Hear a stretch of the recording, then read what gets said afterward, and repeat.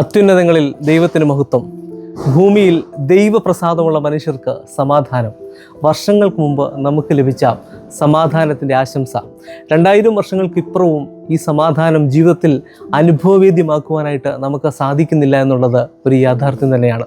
യഥാർത്ഥത്തിൽ ക്രിസ്തു മനുഷ്യനായതിൻ്റെ മർമ്മം എന്താണെന്ന് ചോദിച്ചാൽ, എല്ലാവരാലും ഉപേക്ഷിക്കപ്പെട്ടവനെ, എല്ലാവരാലും തള്ളപ്പെട്ടവനെ ചേർത്ത് നിർത്തുവാനായിട്ട് ഒരു ദൈവസ്നേഹമുണ്ട് എന്നുള്ള പഠിപ്പിക്കലാണ്.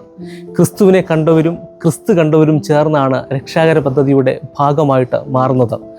ഈ ക്രിസ്മസ് ആഘോഷിക്കുന്ന ഈ വേളയിൽ, ഈ ജന്മപ്പെരുന്നാളിൻ്റെ ഈ സമയത്ത് നമ്മുടെ ഹൃദയങ്ങളിൽ, നമ്മുടെ മനസ്സുകളിൽ ക്രിസ്തുവിന് പിറക്കുവാൻ തക്കതായ ഇടങ്ങൾ ഒരുക്കിയിട്ടുണ്ടോ എന്നുള്ളത് നാം സ്വയം പരിശോധിക്കേണ്ട സമയം കൂടിയാണ്. നമ്മുടെ ചിന്തകളിൽ, നമ്മുടെ വാക്കുകളിൽ, നമ്മുടെ പ്രവൃത്തികളിൽ, നമ്മുടെ നോട്ടങ്ങൾ കൊണ്ട് എല്ലാവരാലും തള്ളപ്പെട്ടു പോയവനെ, ഉപേക്ഷിക്കപ്പെട്ടു പോയവനെ ചേർത്ത് നിർത്തുമ്പോഴാണ് അത് ക്രിസ്തുവിന് പിറക്കുവാനുള്ള ഇടങ്ങളായി നമ്മുടെ മനസ്സുകളും നാമും ഒക്കെ ആ തരത്തിലേക്ക് മാറ്റപ്പെടുന്നത്. അതിന് ഈ ജനനപ്പെരുന്നാൾ മുഖാന്തരമാകട്ടെ എന്ന് പ്രാർത്ഥിക്കുന്നു, ആശംസിക്കുന്നു. എല്ലാവർക്കും ക്രിസ്മസിൻ്റെയും പുതുവത്സരത്തിൻ്റെയും ആശംസകൾ ഇത്തരണത്തിൽ നേരുന്നു.